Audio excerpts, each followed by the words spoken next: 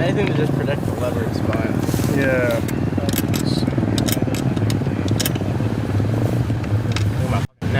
Alright man, how's the day going so far?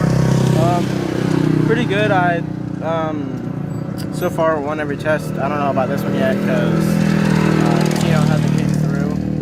But hopefully I still have a decent lead after this test and keep pushing to the finish. And hopefully so you got a big old spot on your neck right 10 seconds. Is this where the damn drumming and the music kicks in? Yeah.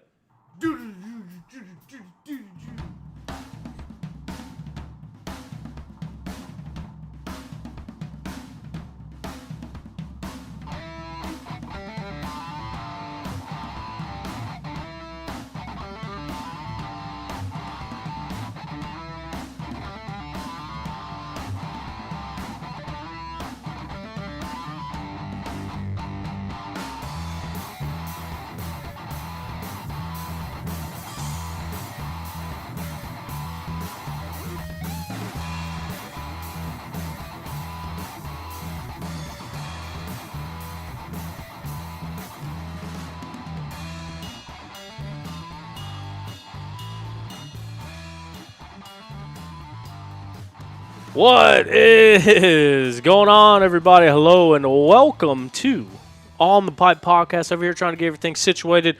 I missed my usual start point by just a little bit, but you know what? We're here. We got it here. We're getting dialed in, and we're getting ready to go. This is On the Pipe podcast. I'm your host, as always, Tyler Shepherdson, and today is Tuesday, February the 10th, 2026 years after zero. We are 2 days after the Sumter National Enduro, and we are 5 days. No, wait, 5 days from kicking things off in South Carolina once again. This time for the GNCC opener at Big Buck down there on Red Barn Road. So we're getting ready to go racing this weekend. We're super stoked about it. As always, we are brought to you by Yamaha Motors USA. Got my Yamaha shirt on. Once again, got my Yamaha on the desk, and I had my Yamaha in the sands of Sumpter, South Carolina last weekend as we went racing for the first time ever as part of the American National Enduro Championship, promoting the AMA National Enduro Championship. So we talked about it on the show. We've had Steward Baylor on the program. We've talked about the change in regime. We've talked about how that ownership has transferred. Now it is the ANEC, formerly the NEPG. Either way, we got things kicked off in SC, and I was down there on my BLU CRU. I thought there was going to be an E. I was trying to keep it going there, but apparently I'm not Dr. Seuss. Anyway, Craig's in the house with us. Craig, what's up? Just hanging out. Look at my wounds. I hear you. Craig raced down there in Sumter, South Carolina as well. But the point being, I rode my Yamaha motorcycle to the edge of a military bombing zone. Air-to-ground bombing, says do not enter. That was pretty neat. And, fun learning experience. Obviously, media manager now of the National Enduro Series. Thrown into the fire. Had to figure it out. You know what I mean? We had the Kawasaki photo shoot was on Saturday. So spent the morning doing that, went straight into youth racing, then the sunset, doing all sorts of other stuff. Sunday morning, wake up, it's time to go racing. Ended up figuring out very well put together route sheet, very well marked route areas for the spectators and gas crews and pit crews to get around. So was able to tag in behind a lot of those, find some spots on the track. When we opened up the show, you were watching the Sumpter Raw highlights that went out on the ANEC channel.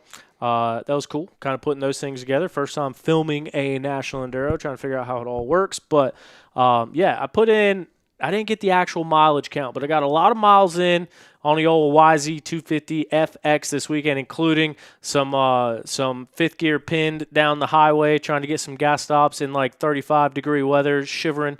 So that was a lot of fun. Rode some of the sections. It was cool. It felt good to be back on the dirt bike. It's been a long winter. A week ago, we had 12 inches of snow. This week, we're in shorts and T-shirts. It's like 65, almost 70 degrees out today. So, whirlwind of events, but nonetheless, been a little bit cold, a little bit wet to be riding dirt bikes. Was able to break it out, go down there and ride. And Snowman made for perfect conditions. But, yeah, it was cool to be back out there. And long story long, that was my whole spiel on Yamaha. Just pumped to be back at it, dude. I can't believe this has been the longest and shortest offseason ever. It feels like the offseason lasted forever, but now that we're already racing, it's like, man, we're already back in the mix of it. We got Sprint Enduro underway. We got National Enduro now underway, and just a few days out from seeing GNCC get underway. Craig, you raced the Sumter National Enduro this past weekend. What was your takeaway from the sands of Sumpter? I'll honestly say, even though I feel like I hit every tree out there, it was excellent. The sand was good, especially because I guess how cold it was and how much snow they got down there, moisture was down there. It was good. I was on row 20, so since they changed it up a little bit and the pros are starting in the 40s, didn't really have a whole lot of fast guys up trying to pass me and run me over, so I really enjoyed it. It was good. But I feel like I hit every tree out there. It was tight. I will say, standing out there in the woods and kind of getting my spots, a lot of them were by the end of checks, a couple of them at the beginning. But I will say, and it's probably just a National Enduro thing, but it was new for me. I can't tell you how many people came by missing shoulders, like patches off Yeah. their shoulders, big old holes in their arms, sleeves hanging off. Saw a couple vests torn up. I saw hand guards dangling. I saw shrouds dangling. I seen a whole lot of front fenders in the woods. Front fenders in the woods, because there was a couple sections that were so tight. Whenever you came through, you had to go in. I don't know if anybody's seen the Ben Kelly Friday or Saturday Sumpter prep videos of him like throwing the bike in the trees and turning it the way he was. I think a lot of people seen it, tried to reenact, and it didn't work because they went in between tight trees and tried to throw it around and snap their front fenders. There was a lot. I've probably seen at least 5. So it was. There was some tight trails out there for sure, but it was good. I actually texted Stu and said, this is best Sumpter that I can remember, and I've probably raced it 6 times. At the same time, when I was riding it, there was a moment where I said in my mind, man, this is probably the best Sumpter, and then I would smack my pinkies, or I'd be trying to run my 450 through the tightest trees imaginable, and I was like, man, maybe not the best Sumpter. And then it would open back up, and everything was good, and I was happy again, but it was I seen a lot of spare parts laying around and a lot of shoulders ripped out of jerseys. Dude, I'm telling you, I saw sleeves hanging off. I saw all sorts of stuff. But, I mean, to your point, so I raced Sumpter once, and I think it was in 2017, if I'm not mistaken. And obviously slept since then. Don't remember it. I remember, if it makes sense, I remember the sentiment of it. I remember the event of it, but, like, obviously don't remember trails, specific spots. I remember it being rough because I was, like, in the triple digits, and I remember it being tight. But that's the kind of stuff that I like riding in. So I did halfway decent. But you mentioned that it could be the best Sumpter that you rode. I saw that in so many different places, like people saying that. And I didn't get a chance to ride a lot of the sections. I did ride most of test 1. And then everything else was kind of just making my way into the test to get to a place to film. But Jared Bolton, everyone knows him, everyone loves him. The trail boss over at the GNCCs, he's a big part of those GNCC trails coming together. He came out, he raced row number 1. He was on the front row. Yeah. He was clearing trail, and he even said that he talked about his kind of history with the series, like how many he's raced at Sumpter, from sweep riding to helping with the crew to racing. And he said, too, that it could have been the best Sumpter that he'd ever ridden. But it seemed like across the board, especially it was cold. It was definitely cold. Couldn't feel my fingers most of the day. But with the snow and with everything leading into it, I don't think you could have asked for much better dirt conditions. Yeah, not saying anything bad about the clubs who usually put on these events, but it was good seeing you guys got guys like, Steward Baylor's crew, Corey Buttrick out there. I could see a racer putting on a lot of that trail. In the past, we've rode a lot of the old Hare Scramble trail or just repetitive Sumpter trail. There was a lot of fresh cut stuff out there, a lot of stuff that we had never rode. A lot of, there was a couple spots in each section, I think, or at least for sure the first and last one, that I, remembered kind of the area. Kind of just whooped out coming back in towards the clubhouse. But you could tell, and not to jump right to it, but, everybody complaining about the $20 entry fee. I will pay $20 extra to ride something different at the next Sumpter and the Sumpter after that and Oklahoma if we go to it and Georgia.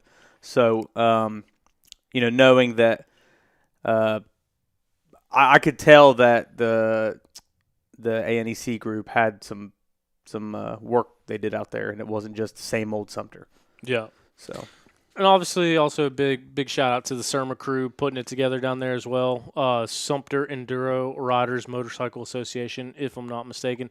But yeah, it turned out to be a really cool day of racing, a really fun day of racing from what it seems. And like I said, just kind of hanging out and chatting with people. And it's kind of cool, especially filming, dude. I can't tell you how many times I heard, T-Shep, or hooting and hollering, because you see the same people every row. You start on the same row, so you're kind of in that same ballpark. But, yeah, it was just a really cool day. And just like everyone thought, and just like everyone drew up, and just like everyone's fantasy picks, Liam Draper and Craig DeLong go out and go 1-2. Yeah.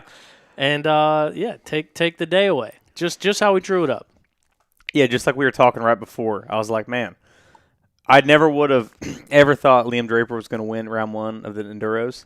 number one, because I didn't think I was ever going to see him at another one. Yeah. So, like, I didn't know any of those guys were here until I was going to the clubhouse Sunday morning to get my stickers. And I was, like, looking around. I was like, damn, I didn't know.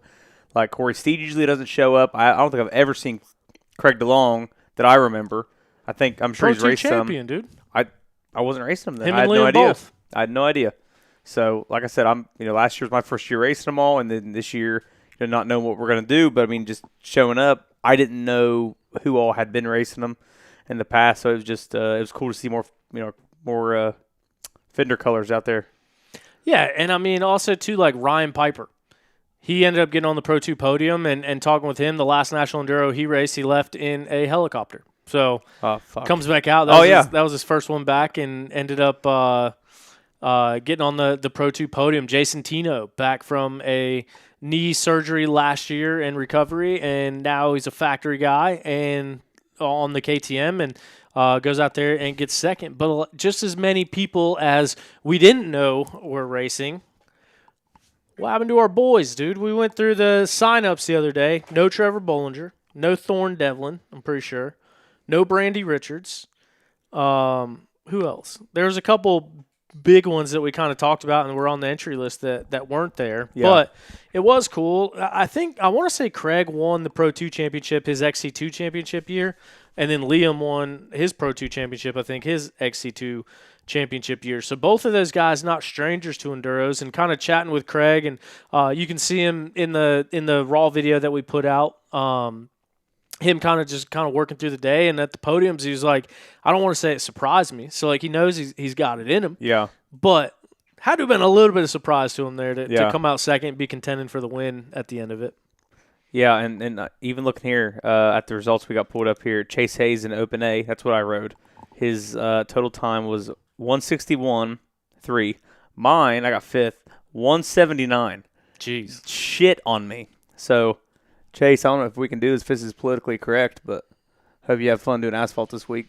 Dude, Zach having a good run at it, too. Yeah, both of them. Dude, those guys are so good in the sand. They are. So. We got a lot to talk about. Let's get straight into it. Once again, we can't look at the past week's results without looking into our future, and that's what we do with Zach Tussle over at Raymond James Financial. Zach is a racer and a financial advisor. He has raced Sumpter a bunch of times. He has blown up bikes that may or may not have belonged to him at the Sumter National Enduro in the past, and he is a financial advisor that can help you win when it comes to retirement and financial planning. So he can help you save up, get ready for the future, or if you're one of the olds, maybe in the Golden Masters class, you're already retired and you need advice for that income during retirement, Zach Tussle is who I would recommend. Check him out, TussleInvestments.com, as he helps us look at the results this past weekend. And as we mentioned, at the top of the leaderboard, what else but a Yamaha taking the win at the Sumter National Enduro. Also, last week when we got off on a tangent in a rant about Bollinger,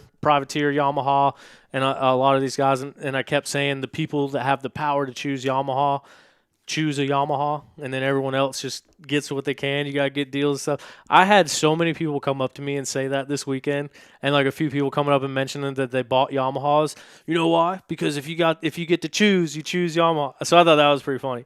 So that might have got legs. So it's not the only one, or we're not the only ones that Yamaha revs our heart. So revving his heart, and that 450 FX on the way to the win was Liam Draper in his return to National Enduro Racing, his first career overall National Enduro win. Craig DeLong, the Waynestown boys, showing up together. Good friends, the two of those, Liam and Craig. They ride a lot together. They train a lot together, and it seems like they hang out a lot together. They go 1-2 on the day. Craig on that Rockstar Husky in the number 2 spot, and then Grant Baylor.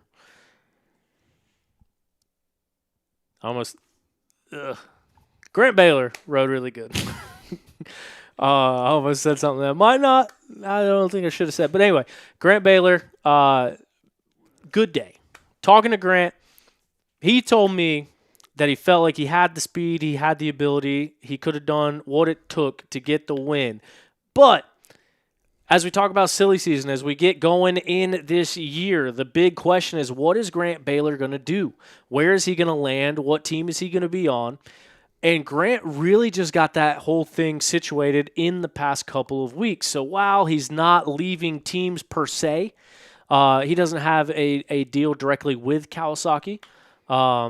I believe his thing is going to be written up as the safety on site, Rocky Mountain ATV MC Kawasaki. So he's got his own motors. They're doing their own thing, kind of supported by that Red Bear Kawasaki program. Obviously, big brother Steward Baylor running that team over there.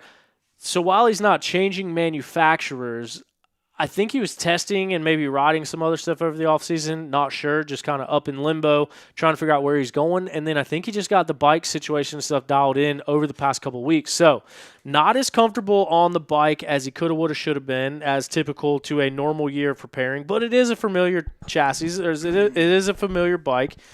He's been with Cowie for quite some time now.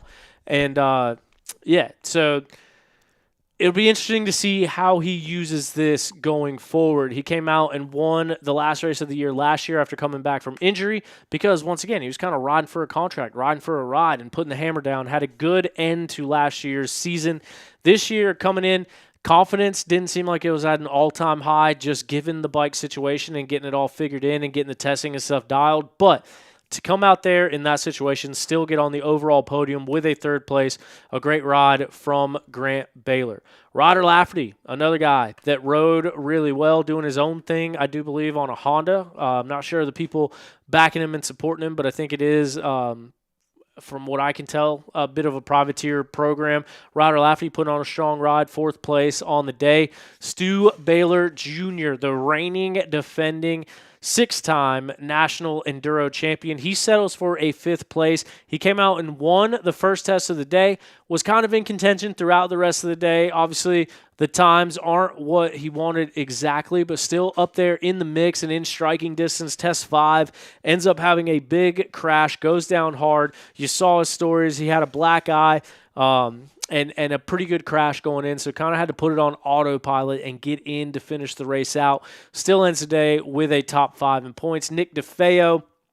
So another little thing about this past weekend is first race working for ANEC. Obviously a whole new crew running things, putting things together. I get told, like, as podiums were happening, that I'm doing podiums. So, like, it was a last-minute thing. I thought I was filming the podiums, and then I ended up getting subbed in and doing the podiums. You can check out the podiums on the ANEC page, YouTube channel.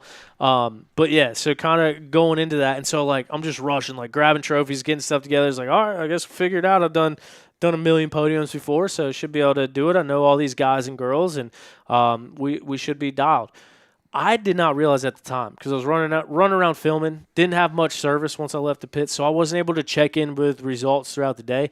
Didn't realize while actively doing podiums that Nick DeFeo swept all 6 tests and that Corey Steed swept all 6 tests. So if either one of them are listening, which I know Nick is frequent on here, Corey's been on the program a couple times, friend of the program.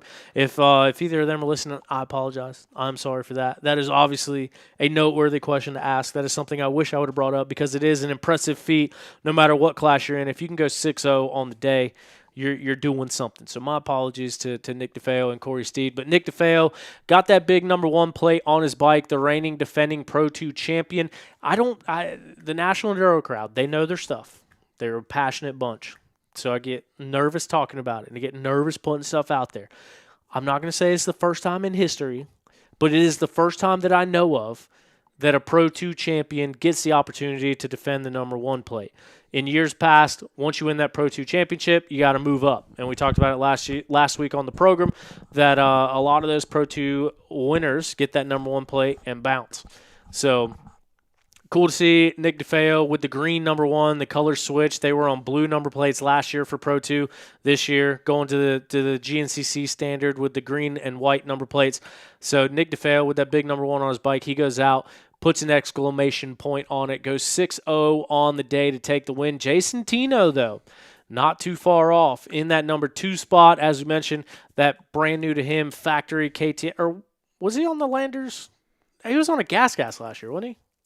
Wasn't he on the Flat Rock Motor Club gas? Yeah, he was on some sort of a gas last year, I believe. Yeah. So he was on a factory gas. Now, jumped up to the factory KTM team. He goes out there, gets a second place to start his year. Evan Smith on a privateer program, he would get 8th place overall. Ben Kelly in the 9th spot, and then Ryan Piper, who we mentioned earlier. Last time he raced in the National Enduro, he left in a helicopter. This time he ends up top 10 overall, top 3 in the Pro 2 class with Caleb Baltimore right behind him, the AA class winner and your top amateur on the day. Edging out Jack Walker in the Pro 2 class and Zach Hayes also in the AA class. 13th overall for Zach Hayes and Chase Hayes 15th overall. Not bad for a couple working boys off of the couch coming out getting 13th and 15th overall with one of the Jenkins twins, James Jenkins, right between them in that 14th place spot. See if I can go down here to. Couldn't get pro women. Well, they cut off a test short, so it might be hard to find them. But taking the win was reigning defending GNCC champion Corey Steed on her Rockstar Husqvarna. She goes 6-0 on the day as well, an undefeated day for Corey Steed to take the pro women's class victory. Shelby Turner on that new Triumph ride, the Enduro Engineering Triumph. She gets second place. And then reigning defending champion Rachel Goodish rocking the number 1 plate on her factory Riehu. She ended up getting the 3rd place spot. Talked to her after the race. Found out she had been sick all week, so battling through illness. Looked strong early on, and then as she kept coming through afterwards, kind of seeing her drop a little bit farther and farther back. So no doubt fatigued and everything, recovering from illness, but still able to ride her way to a podium finish out there with Taylor Johnson, Taylor Bonecutter, Allie Rowland rounding out the women's pro class. What was your big takeaway from the day there, Craig? I could tell it was kind of under new management. I could tell that the Sumpter was different, and I didn't hang around. I wasn't there Saturday and got there, kind of fashionably late on Sunday. But I don't know, just happy to be back racing. I haven't actually raced since the last National Enduro, so it's cool to be back racing and riding my favorite kind or format of racing anyway. But I don't know, just kind of watching, in between tests, if I was looking at my times, kind of trying to get the pro guys in check there and just kind of seeing what they had going on, and just seeing people go back and forth to me was pretty cool. And, like last year we seen Josh and Stu go back and forth pretty much for each one until, both of them kind of got hurt at the end of the year. And, I don't know, just good seeing new faces up there. I just enjoyed seeing it from the racing side of it. I was actually looking here. Who overalled the first test? Stu. Oh, he did? Where's he at in here? Oh, I don't know why it's like that. Okay. Well, I was just looking and it didn't show up. It says overall in second. Yeah. I didn't know if that was just a typo. I went to go start scrolling, and I was like, who else could have won the first test? So I did that same thing, too. Turns out there was some bugs with live laps, and they're going through and getting it sorted right now. It's some Cool. C-class rider with a test one time of like 1 minute and 15 seconds. Attaboy. So Yeah, doing it. unless we got a new factory rider on our hands, I think that was a errant scan. Yeah. But I mean, also, so Toth is another one worth mentioning. Obviously, the champion from 2 years ago, the 24 overall champion. He ended up having bike troubles in the last test of the day, so I think the bike let go on him. So it was a bummer to see that happen for Toth. He'll be going back to XC1 for GNCC, so we'll see him on the front line. But I think he's still riding a 250F at the National Enduros. Maybe not. Yeah, I Getting guess. hand signs. Yeah, I don't guess know. we'll see. I guess we'll see. I believe he was on a 250F this past weekend. Yeah, he was on a 250F this past weekend, and that was the race bike that they shook down on Saturday. And I think he had even mentioned that he'd been practicing on the 450 so much since he started riding, which I think is probably 3 weeks or so. Or, yeah, right at the beginning of January. And he did mention, like, the first couple of tests, and so, like, kind of his timing was off because he's used to been riding a 450, so you lay down a 250 and get on the gas. It's a little bit different than the 450, and then when they ended up having bike troubles, he kind of just, openly spoke about, well, I'll ride the 450, maybe, but I think he'd prefer a 250F, but this weekend, obviously, he'll be on a 450 on the front line, and then just depending on what they do for Oklahoma, we'll see. But, yeah, he did ride 250F this weekend. Also, yeah, I guess now you say that, worth mentioning, his first ride back coming off of a broken femur.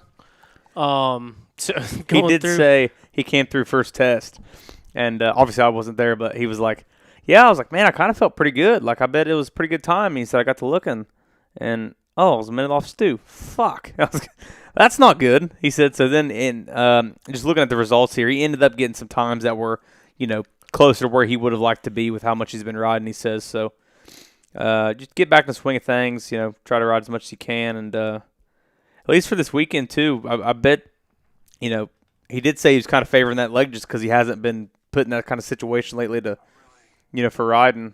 Put in the situation to have to use that leg yet other than just practicing, and racing's a lot harder. So we'll see how he feels this weekend, but glad he's back ripping around, and hope this weekend he can finish strong, get some points, and heal up a little bit. And I don't know when Oklahoma is. I think it's in March, isn't it? March 23rd. Yeah, so hopefully March 22nd. Hope everyone in the front line, everyone's all healed up from the weekend, and be going back to good racing. 22nd. Because February 22nd, I think, is the sign up. February 23rd. Yep. Just posted that today. Yeah. Now we got to figure out. That's what we were all talking about. Me and Eric, because me and Eric Geese raced all last year. We're kind of together. We went together some. Tommy, Geese like the bird, and Tommy Gardner. We were just kind of talking if we're going to do them all again. And I need some convincing. It's a lot of driving. Let me tell you something. I talked to one race attendant over the past weekend. Scotty B1T, Scotty Barrett, the reigning defending 55-plus champion at National Enduro. He was pretty bummed out. You said you weren't going to travel to all the races with him this year. He don't even know if he can make it happen because his riding buddy done gave up on him. Yeah, I don't know. Trevor Barrett called me on Sunday, but I didn't see it till afterwards. Yeah, he has a son Scotty that could be his riding buddy too. Scotty all good? He finished? I didn't even look at the Yeah, he's results. good. He got 5th in 60A. Oh, sweet. Yeah. And well, Man's a rider. You know how Scotty is. He starts looking at results, and I think Paul Krause won. So Brandon Krause's dad. And if you guys don't know Paul Krause, he was a factory Kawasaki, Yamaha, KTM rider from 80s, 90s, early 2000s, and he was competed in a lot of Dakar races and Baja 1000, 500, and introduced. I was sitting there talking to Paul right after the race. As soon as I got off the bike, threw it up against the truck, was sitting there getting undressed. Paul came up and talking to me. Scotty come out there, big chest. He's like, yeah, big 5th place, big gray rider. He got talking to Paul, and he's like, oh, you won. He's like, yeah. And he said, and then after Paul leaves, he goes, Paul Krause, how do I know that name? He Googled him. Well, no wonder the son of a bitch beat me. Look at him. He's a freaking professional. But, yeah, Scotty's digging, dude. It's Trevor quits racing, and Scotty goes freaking nuts deep in it. He's all fired up. Yeah. Even when we were riding to Stevens a couple weeks ago, he's riding everyone's bikes. He's like, he rode my bike. He's like, I love that thing. Then he gets on a brand new 300. Hell, I love that thing. I want to buy one of those. So now he's, if he has a bad day, he's like, oh, my 2017 ancient motorcycle, he says. But see, look at that smile on your face, thinking about the joy that racing brings Scotty Barrett, and then you done ditched him, left him high and dry. Now he can't even fulfill his dreams because you ain't gonna. He's got a son, he's got a boy. I told him I gotta beat all of them. I'll ride with him. Yeah, you definitely should. That would make a lot of sense, actually. We'll figure it out. But yeah. What are we bringing that up for? I don't remember. We were on a roll here. Anyway. But looking at the results, so it came down. The racing was tight going into the last two sections of the day, and Liam ended up winning out the last two. So he won the final two races of the day to put the exclamation point on it, like we mentioned. Craig DeLong, won section 3 and 4. So Craig and Liam both winning 2 tests between the two of them, and then the Baylor brothers splitting the other 2 test wins. Stu winning the first one, Grant winning the second one, and then kind of getting it through from there. But, yeah, all around turned out to be a good day of racing from the boys. You talked to Ben Kelly at all? Not about racing, really. I, kind of bullshitted a little bit after the race, but didn't really ask him how his day was or anything.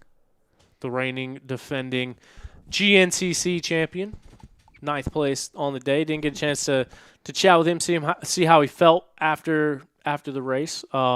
You hear anything about Bollinger while when you there? I thought he was supposed to be there. I was just thinking about that actually. What might have been yesterday at work, and I was like, man, I should shoot him a text because I hadn't looked at results. I just didn't hear anything about him being there, so I assumed he wasn't.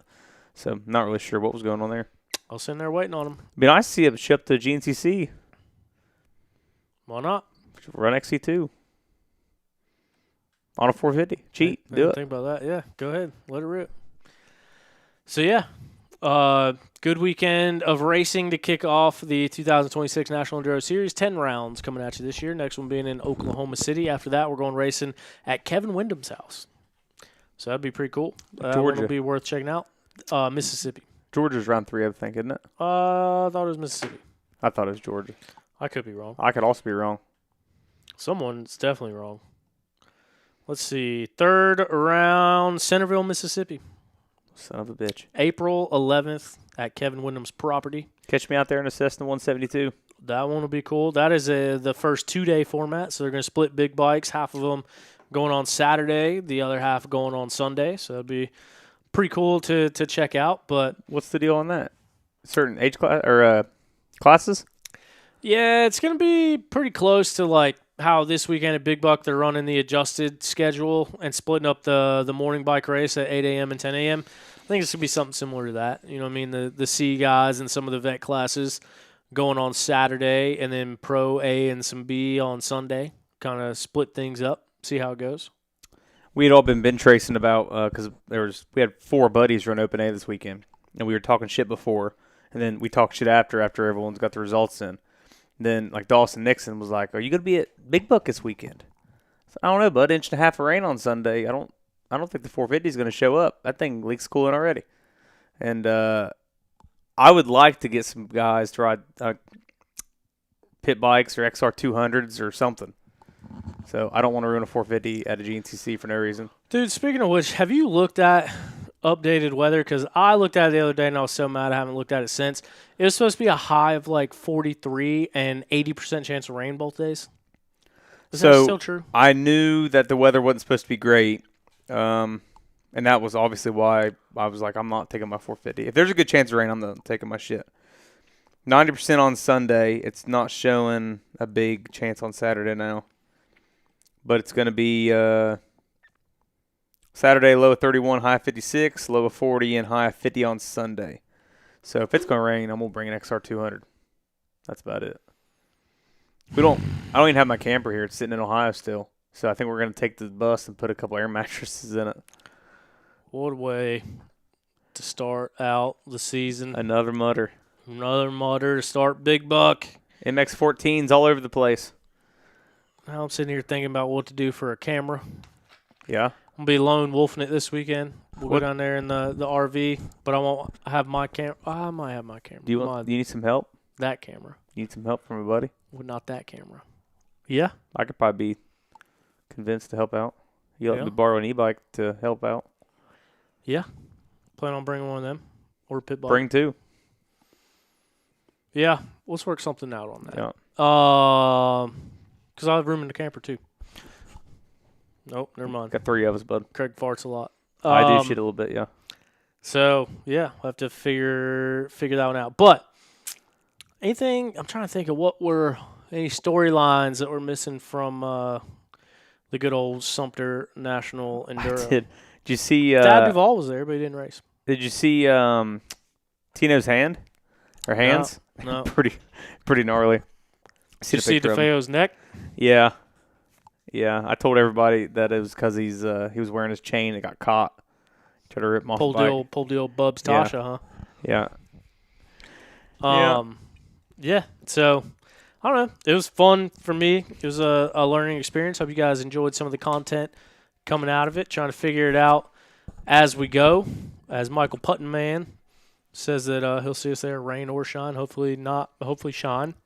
Doesn't look like it. I think as you get more comfortable doing those ANECs and just like if you take the way you do raw videos from GNCCs over to Enduros, nobody knows what National Enduros are like because, Brock Hepler has his follow cam, which is awesome, but that's really the only good videos. Like as far as spectators go, you always know in a National Enduro if you're at the beginning or the end of a test. And so when you start seeing people, You know what I'm saying? Because they're walking from the road, and it might wind up another mile before the end of the check. But I think what you guys are doing, and even the clips you had this weekend, even though you said you didn't have exactly how you wanted it, just because it was, first race jitters or first race getting the feel of things, I think it's going to be really, really good it's going to be good content, I think. Even the shit you got, I think it's going to be solid. Hopefully.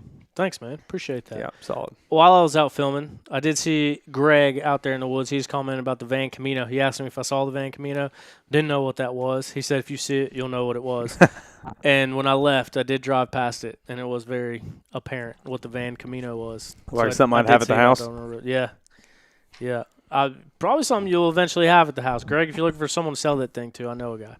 Greg, I'll trade you a short bus and a couple tie rod ends off my pickup truck for it. We'll make a deal.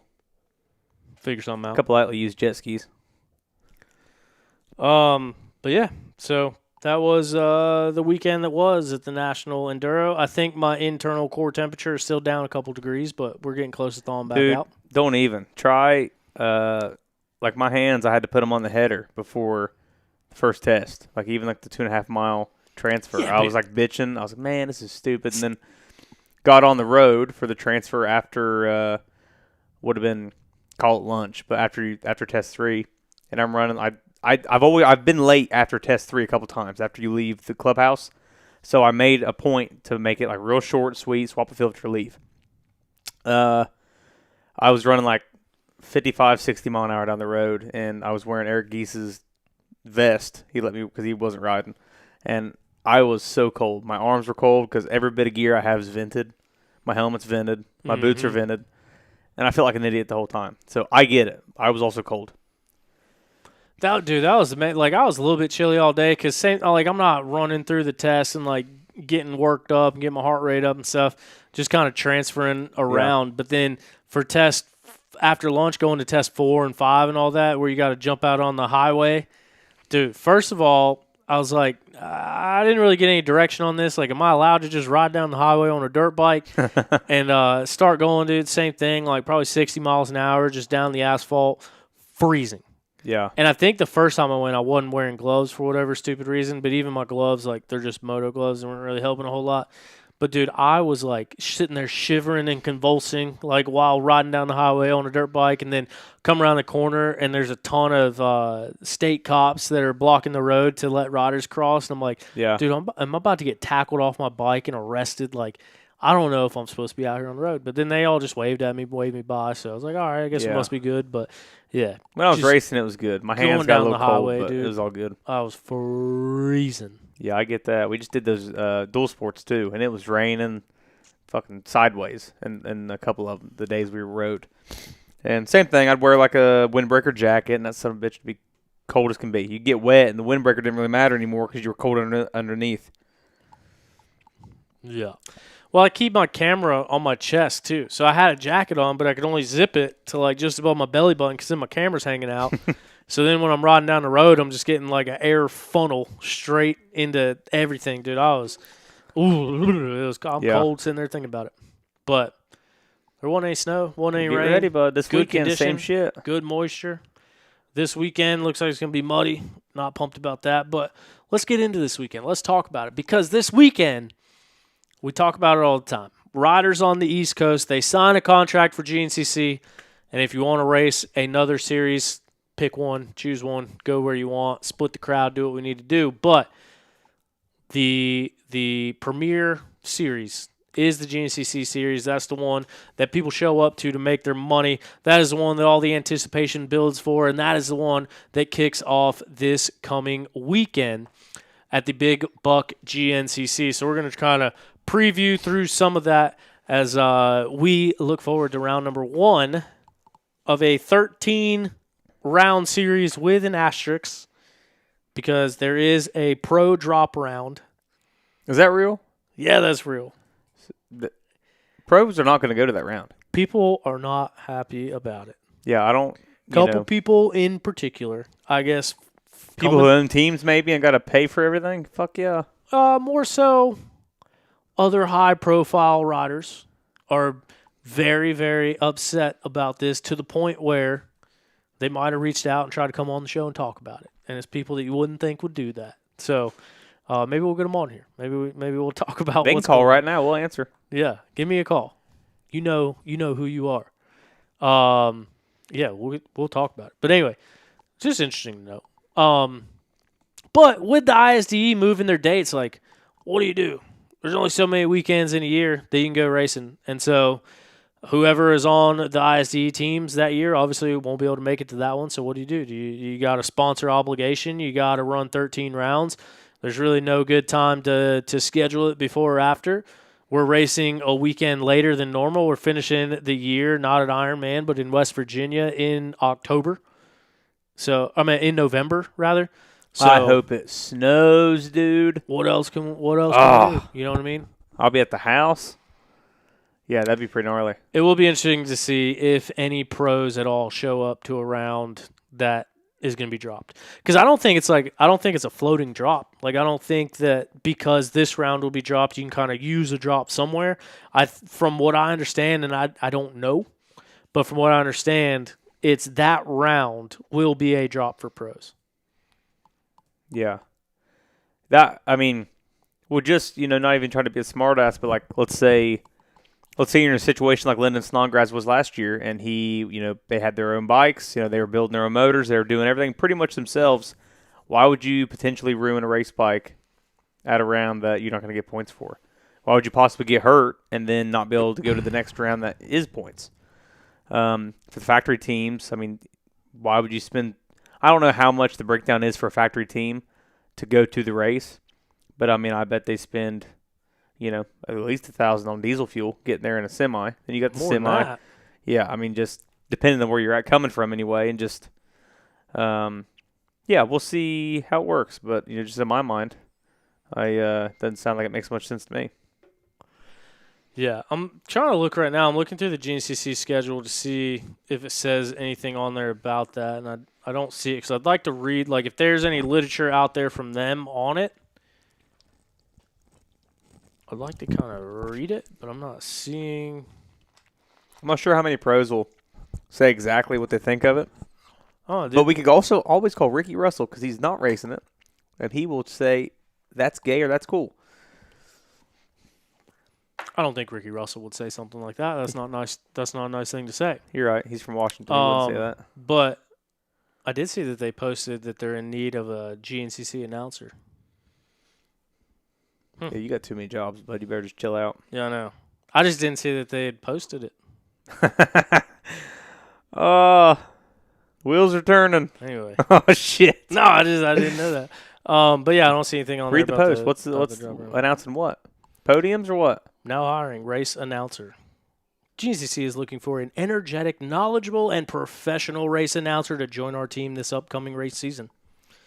As a GNCC race announcer, you'll be one of the voices of the event, bringing the excitement of off-road racing to fans on site and beyond.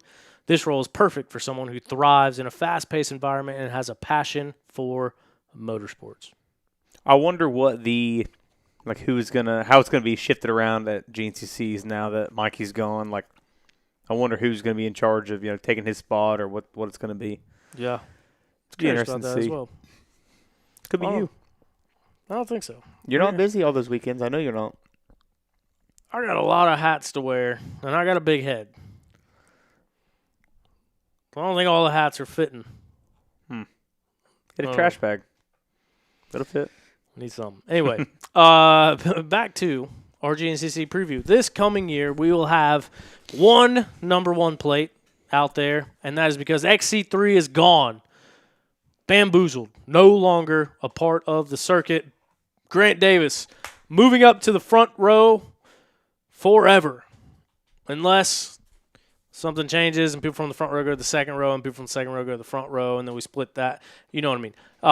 Grant Davis, obviously the reigning XC2 champion, will be making his full-time XC1 debut alongside XC1 and overall champion Benjamin Kelly. As we go racing this weekend, Ben Kelly will be rocking those big number 1 plates. But Grant Davis, the way that things ended last year, no doubt he will be looking to charge as they come into this first round and go throughout the rest of the season. So it'll be excited to keep an eye on them. Cody Barnes, we see him moving up to the XC1 class. He was 3rd place in points last year on the season, runner-up in the XC2 class.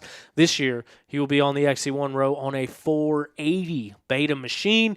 Looked to have the speed at the first Sprint Enduro, figured it out towards the end of day number 2, won the final 2 tests of the day. I think he had the fastest Enduro test time on that thing, so look out for Cody Barnes as he's coming through. Liam Draper, coming off of a good rookie season himself. He finished 4th in points, and he's coming off of a Sumter National Enduro win. And 3rd place at the Sprint Enduro to start things off as the defending Sprint Enduro champion. So he will be a force as well. Angus Reardon, 3rd place in XC2, 5th place overall on the year last year on a brand new bike. He'll be joining that Phoenix Racing Honda as he looks to move up. He's not moving up. He's staying in XC2. You know what I meant, though. Mike Wachowski, teammates with Gus this year on those Phoenix Hondas, got his first win at the end of last season, looking to build on that as he comes in off of a 6th place campaign for the year. Caleb Russell, off-road royalty, off-road legend, the winningest rider in GNCC bike history. 8 championships to his name. He got 1 race win last year after the summer break, decided to go on the 250 full time. Came out and won the John Penton GNCC. Had to do it on adjusted time with the whole starts and rules and trying to figure out who was where and who was doing what. Caleb Russell did get that final win at the penultimate round of the GNCC series. That's a fun word for you to use there, in case anybody ever wants to use penultimate. But we'll see what he does. He's got a whole entire offseason on the 250F. Last year, he started things out on the 450, as we mentioned, ended up making the change to the 250. This year, he's got a full offseason in on the 250F. And, now he kind of got that year back under his belt. It'll be interesting to see if he can turn it around and get back to the top this coming year after a 7th place campaign last year. Jordan Ashburn, always solid, always in the mix for those podiums. Stu Baylor, the guy that the GNCC title just keeps narrowly escaping year after year. And oh, hey, by the way, he had 2 surgeries over the offseason as well that he is recovering from. He also had 2 overall wins last year. So Stu is always one to keep an eye on. No matter what happens, it's going to be entertaining. But Stu, one of the winningest riders in GNCC since Caleb Russell retired. And so see if we can put it all together and chase that elusive GNCC championship. Josh Strang, beta team manager, beta team rider, 10th place overall in what would maybe be his final season as an XC1 Pro full-time racer. He has obviously got a lot to ride for. Then you got guys like Craig DeLong, former champion Brody Johnson, who I believe is definitely a contender for that XC2 championship this year. Nick DeFeo, who is also a contender for that XC2 championship last year. Don't forget, Nick DeFeo came out to a muddy Big Buck last year and overalled it by 3.5 minutes. Josh Toth on a 450, back on the front line. Let's see what he can do. Ricky Russell, I don't think we'll see him full-time, but we'll see him some of the time. Grant Baylor, obviously, he's got that ride, but who knows what it's going to come to. I think he's still riding for a contract. I think he's still riding for a job, and I think he's fired up to do a good job. He missed the first half of the season, or most of the half of the season last year, with injury that he sustained over that previous year and off season. So he'll be coming back in mostly healthy. I don't think any of these guys are ever fully healthy, but mostly healthy. JoJo Cunningham moving from the A class to the XC2 class. Johnny Gerard, who we saw miss a ton of time last year, he'll be starting things back, hopefully fresh and on a healthy slate with a brand new number that's going to take me at least 8 times to see before I realize that it's Johnny Gerard every time. Jack Walker, looking to build on his first full-time XC2 run last year.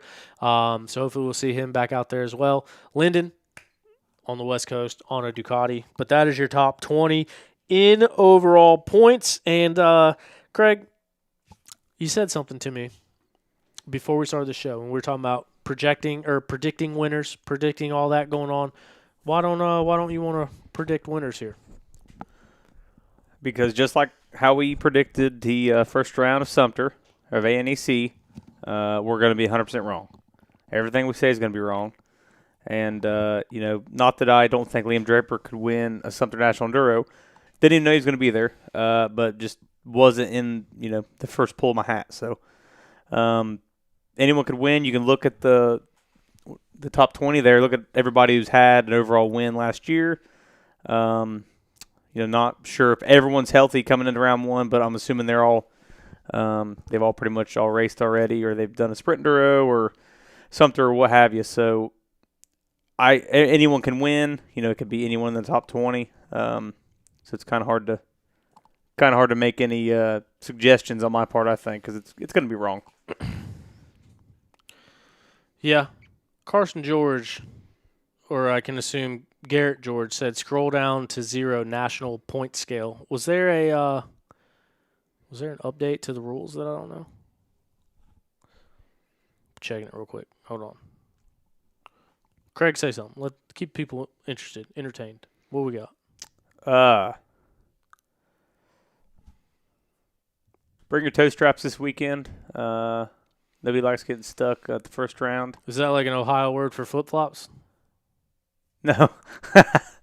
No, that's absolutely not. And don't ever wear flip-flops anywhere. That's me looking at you right now because you are Mr. I'll wear Crocs. You can make fun of me, but this man right here will go to his wedding possibly wearing flip-flops, and I'm not about it. I already tried. I'd rather see him barefoot. It's just like having a whale tail. Dude, flip-flops are underwear. so convenient. They're fucking GAY, dude. National point scale. Cool. We got a big red highlighted area on here. National class championships and overall national points will be earned as follows per event, with the exception, with the exception that round number 11, October 4th, will not be a points paying for the XC1, XC2, or WXC classes as a result of a schedule conflict with the ISDE. Thank you, Garrett George, for letting us know. So, yeah, round 11 is a drop for pro riders. Do we see any pro riders on October 4th for round number 11? What do you got to gain know. besides? I wonder how manufacturers feel about paying the riders for not, gaining any points towards the championship. The ultimate what goal. About that? Like contingency and finishes Yeah, that'd be a great question. I'm kind of curious to talk about talk to Logan Dinsmore about that too and see what if he's heard anything about how the back end will work, or just call your boss man, Steward Baylor, see what he thinks of it, see how the team plans on navigating it. So now that we're talking about this and it's refreshing my memory, like I mentioned, a little bit checked out a little bit this past offseason, but now that this is coming up, I think I remember hearing that there might be, and don't hold me to this, this isn't fact checked, this isn't vetted through sources, this is just me remembering a faint conversation with someone that I might have had. It seems like I remember hearing rumors that there could be a doubled pro purse for that event. And in that case, $1,500 to go to $3,000. No, nice. Yeah, I forget what the payouts are. I slept since then too. I think it's $2,500 now. Yeah, they're shit. It's still the overall same number, the total pro purse is the same, but they just pay out more for first and took money from XC1 riders. But if that is the case, because that's what I was about to say, what do you have to gain as a pro in a race that doesn't count towards a championship or count for points if it's not money? And once again, this is not fact. This is not something that is public. This is not like I said, I don't even remember. I just feel like I remember having it could be a dream for all I know. So and hearing that, is that for the overall, or will XC2 get, why would an XC2 rider go if they don't think, seeing last year, obviously XC2 riders can win an overall, but, if you're a mid-pack XC2 guy or something like that, and you don't have the initiative, or you don't have the reason, if the payout is for an overall instead of an XC2 payout, which I don't know what it is, but I'm just assuming it's less than an XC1, those guys wouldn't have much No, of a, it's not. a It's bone the in front of same. them. So there's not an XC1 payout. There's not an XC1 payout. They pay out the Overall? top 15 overall. Oh, okay. So yeah, XC2 riders, wherever you finish overall, that is your payout for the event. So I don't know. Maybe they do end up doubling the pro purse because other than that, like, dude, could you imagine, like, say you're even remotely close to sniffing a championship, even if you're not remotely close to sniffing a championship, and you go out to race a race that doesn't count towards year-end points, and you go tear your ACL, or you go hit a tree and knock yourself out, and then you're out of round number 12 because you can't pass concussion protocol, and you lose points at a round that does pay points. It's just, without some sort of incentive, if I was a pro, We should have lined a pro up to I would think call long and hard get, about to get that. a 5-minute conversation on their thoughts on this, actually. Damn. Yeah. We call one up right now. Hey, what do you think? Someone call us. Let us know what you think about it. If you are a current XC1, XC2 pro and are not a ISDE trophy team hopeful, call us. Let us know if you'll be at GNCC. Sorry, my bad. Yeah, I don't know. Interesting. But once again, goes back to the thing. What else can GNCC do? You know what I mean? They have contracts. They have sponsors for each round. You can't just cancel a round. You can't not have a round. But you also can't create a weekend that doesn't exist. So it's like, just, I'm not on one side or the other, but just kind of playing both sides of it. That is a tough situation to navigate. Well, what sucks, too, is sometimes we have A-Riders. We've seen the Whitmers go to ISD. We've seen JoJo Cunningham go. I mean, even those guys, too, if you think about it, I mean, there are some A-Riders that I bet this year will go on club teams. Or will not now, because if this is their priority, now they won't go to ISD this year. Well, at least amateurs get multiple drops.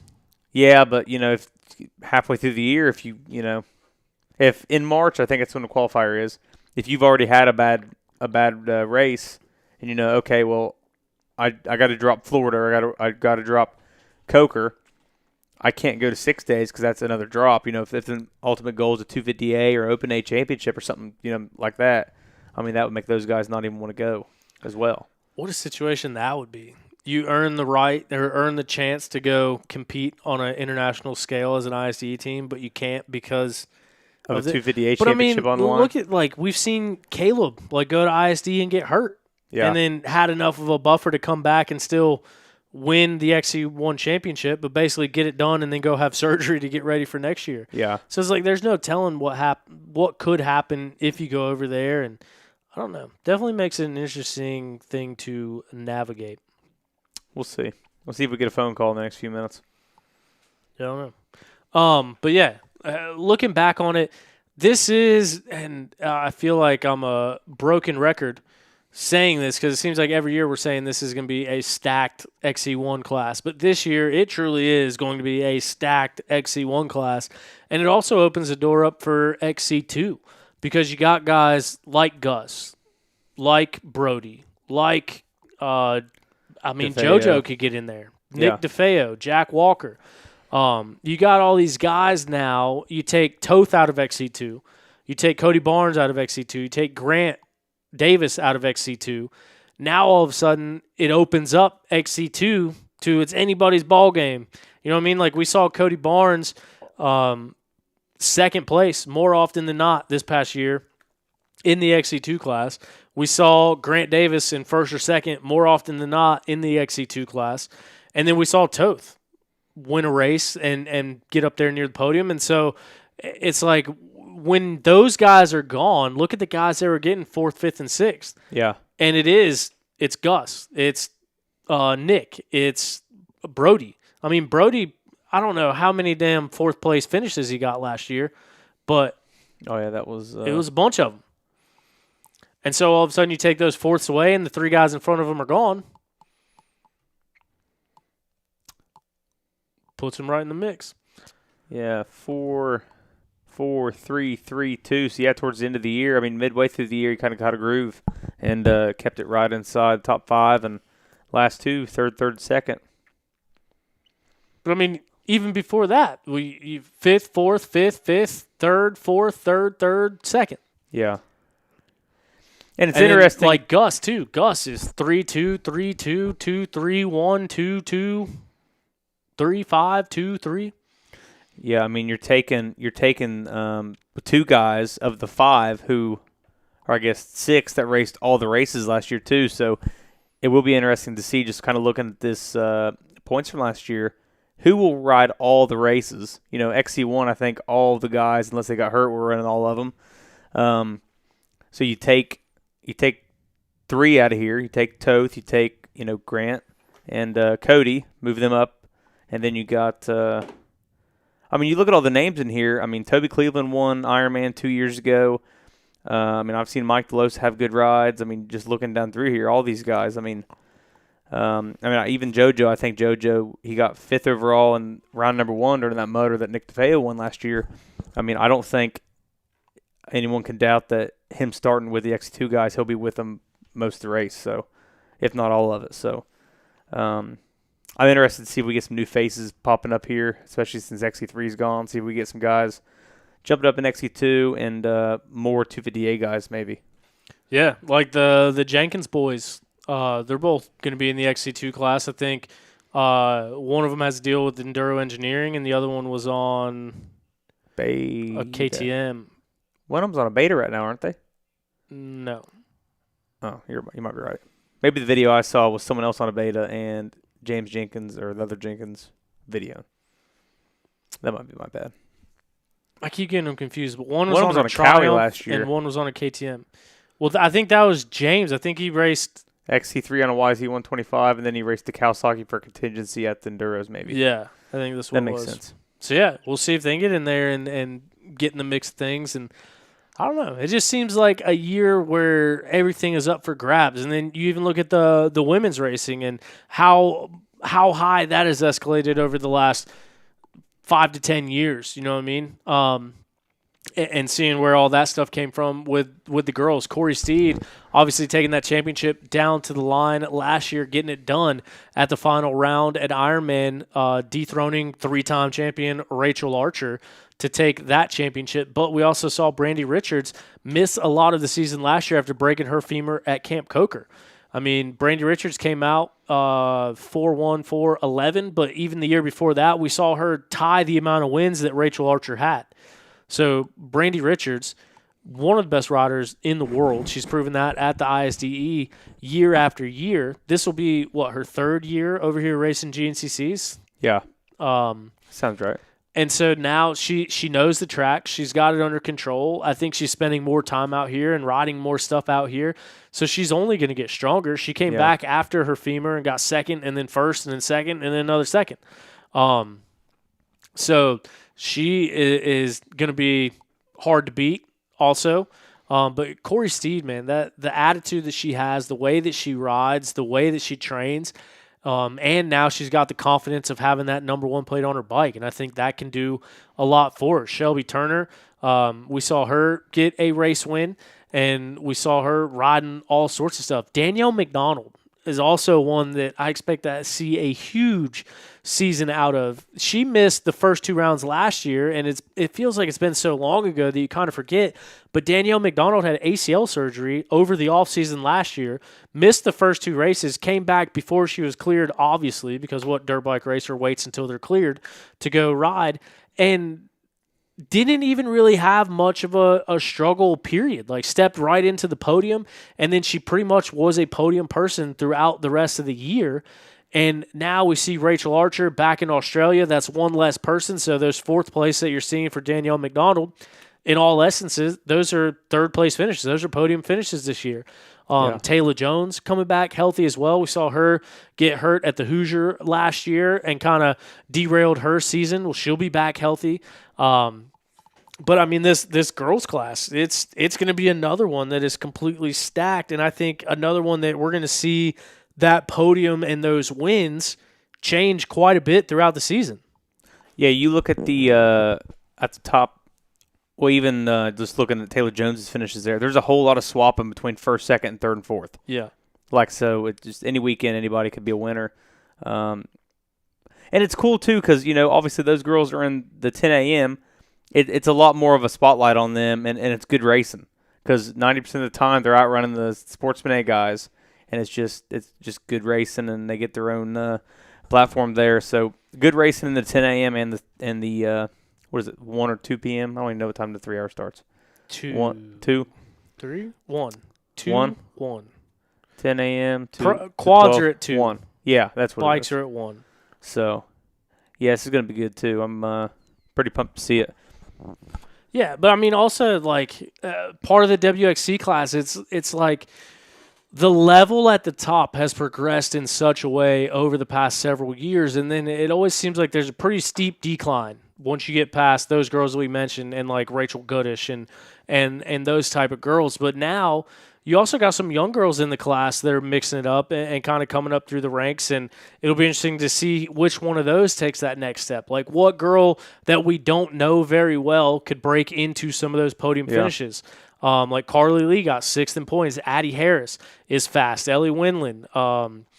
Ava Silvestri, we'll see if she comes back out here and races. Obviously, running the roost out there on the West Coast. Jocelyn Barnes, another girl that has all the speed in the world, but has not been able to stay away from the injury bug over the past couple years. So if she can stay healthy and come back out, can she break in there? Preston Rains got a WXC podium. So I don't know what her schedule and stuff is this coming year as well. Brooke Cosner, if she decides to make a return, which I don't see happening, I think she just races some here and there whenever she feels like it. But Enduros, I think is what she does. Yeah. Another part of that will be seeing which one of those girls can make the step up and kind of start making their way towards that podium. But when it comes down to the championship, it's tough, dude. Like it'd be hard to predict. But I do think that Danielle McDonald is going to come on strong. I think she's going to have a surprise season based on how well she rode last year. And then, still, like I talked to Randy Hawkins out in the woods this past weekend at the Enduro, and there's not many people on this entire planet that can beat Brandy Richards at a sprint format. And Danielle McDonald did it a couple weeks ago and took the win by 3 seconds to open up the Sprint Enduro series. So I think she's definitely worth keeping her eye on, mainly because, I mean, she's on a Yamaha, you know what I mean? So she's going to be putting that thing up towards the front, revving her heart out there. But, yeah, I mean, Corey, like I said, that confidence of winning that championship, getting it done, now having the number one plate and defending the number one plate.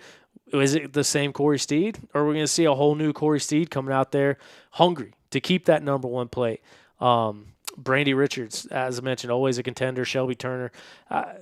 We went through the names. You get the point. Rachel Goodish, like Taylor. Taylor's a 3-time WXC champ, 3 or 4-time WXC champ. So, yeah, the women's racing in the mornings is going to be just as close, just as tight as I think the XC1 and the XC2. Yep, I agree. Damn. What? I was just listening to all your insight on it. Oh no, I agree. Yeah, I think I gave mine. I thought you were switching up on me to something else, and that's my bad. So I apologize. No, I'm pumped. Just talking about it all gets me all fired up. But yeah, don't want to get into predictions. I hate predicting. Like you said, you're almost never right, and all it does is make people mad. Yeah. But I'm just excited to see it. You know what I mean? Especially you talk about these storylines, you talk about stuff going on in the WXC class. You can do the same thing for XC1. Obviously, Ben has his second number one plate. He's got the championship coming into it, and he'll be riding that number one plate this year.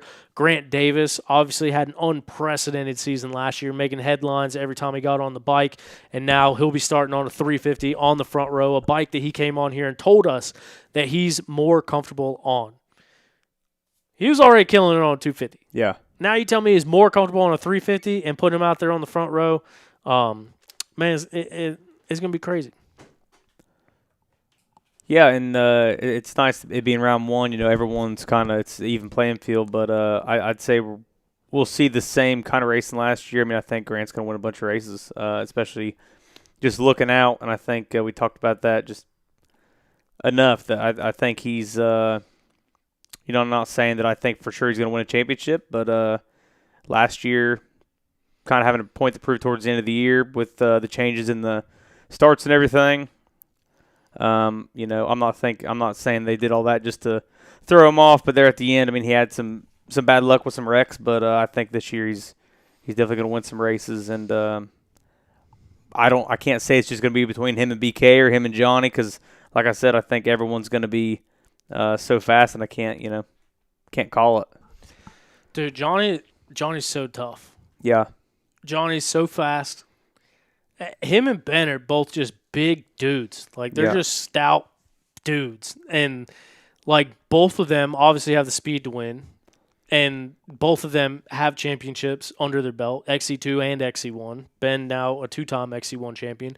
But Johnny, I mean, getting sick last year, getting hurt last year, kind of took him out of things. He came back and still looked like the same old Johnny Gerard. So it'll be interesting to see that. What are we looking at here? Sorry, I just pulled up 258 points, just kind of looking about who all was moving up or this, that, and the other. I was just looking at it myself. Oh, my bad. But yeah, I mean, and then Stu. Like, when Stu was on a couple weeks ago, we keep hearing this is going to be his last year of racing. Well, now he's turned from it being his last year of racing to his last year doing National Enduro full-time. So is that leaving the door open for GNCC? And, I mean, Stu's a guy that we saw come down to the wire several times for that XC1 championship and one of the most winningest riders in GNCC history at this point. But still, that championship has just eluded him by just a little bit. And it's always something. It's always taking a foot peg through the kidney at Sumpter and missing Big Buck, or wrestling with alligators and getting his fingers sliced open and missing Florida, or a shock bolt falling out and derailing the whole thing. Or I don't know. He's a guy that, like, I think Stu has put a ton of pressure on himself, not only in the roles that he's taking on, but just also cementing what he already knows of his stature in GNCC and getting that GNCC championship, and kind of got the pieces in place for that Kawasaki team and all the people that help him out. And like I mentioned, over the past several years, he's been the one winning the most races besides the champion. Yeah. Except for last year when Grant Davis was the guy that won the more races without becoming the champion. So, I mean, he'll be tough to beat as well. Can you pull up the top 20 overall again? I keep drawing blanks. I want to make sure that we get everyone on here. Leave no room for yeah.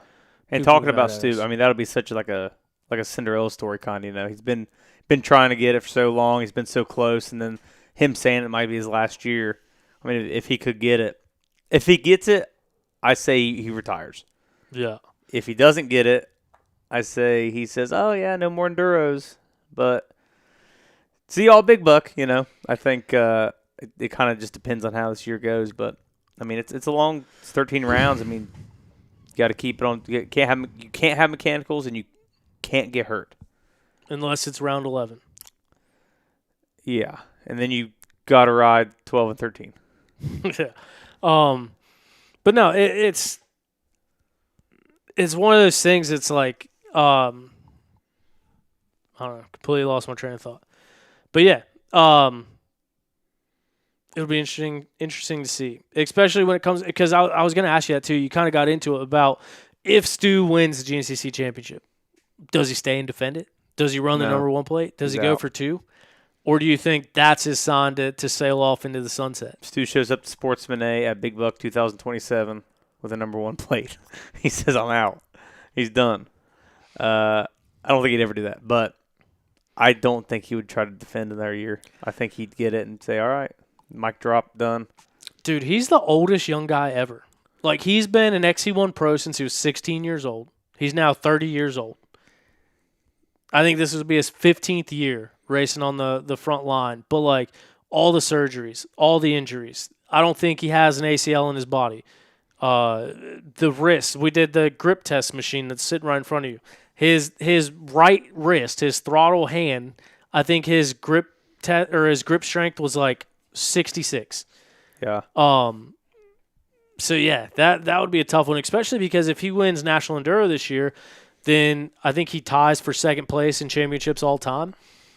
So imagine he wins National Enduro Championship and wins the GNCC Championship. And then it's like, do you go for the all-time National Enduro record? Do you go to defend your number 1 plate? What'd you get?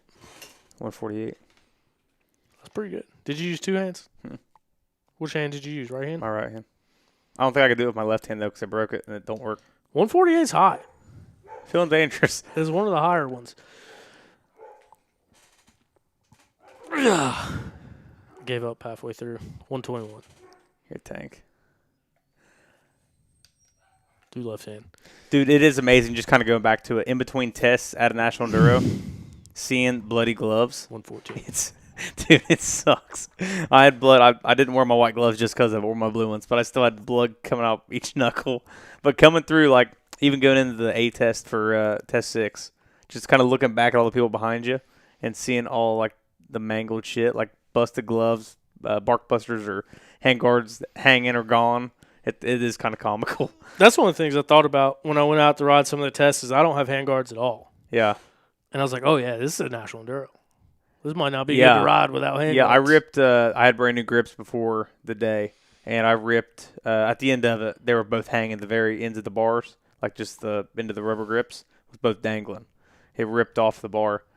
So I felt pretty spent at the end of it. Then someone commented on Facebook and said that it was the worst track and the worst race that they ever raced because they didn't leave any room for passing. I was like, I think that's what you sign up for with National Enduro. Yeah, I mean, there's a level. Not only that, I could probably make a 6-minute highlight reel of people making passes. Yeah, I mean, there's also a level of, I mean, you got to get up behind people, you got to rev, you got to yell. But most of the time, people are good about moving. I did, however, make a mistake this weekend, and in the open section, me and the guys on my row were very similar in speed. They both dropped me the last 2 tests because I was being fat. But passing guys, they'd get around them, and I'd get around them. And I got around a guy, then we jumped in like a very tight section at the end of 4, I believe. And he was right on my ass. He was faster than me in the tight stuff. And he revved right back at me. And he was like kind of mocking me. Yeah. And I was like, after the test, I was like, dude, I'm sorry. Like, I was just trying, oh, you're fine. But I was like, fuck. Like, because I was faster in the open stuff, which is what it was the whole test to the last half mile. And then he was like running me over, and I was so mad. But yeah, that's just kind of how it is. But that's what I get. Not only that, like you're starting a minute apart. You're starting on the same rows. So, like for me, one thing I remember at Sumpter, like if there was someone on the road behind me that was going to pass me, I knew like probably 4 or 5 minutes in, I was going to get passed. Yeah. So like 4 or 5 minutes in, I'm expecting that. And I'm looking for areas. And then that way when he comes up, I already know. And it feels like each test, you get the feel for it. You know who's in front of you. You know who's behind you. And can kind of gauge it off of that too. Well, at the start of test 1 too, like you kind of have to, even the guys on your own row, you have to talk to each other like, hey, I'm running double A. Hey, I'm running open A, 30 plus B. Like you got to make your kind of decisions on who goes first. But after the first test is when it's a little bit easier. Just coming up behind people, and you know who's a little more stubborn and who's not. So, I mean, there was a couple guys that I knew that when I came up kind of close to, I started revving, so they knew.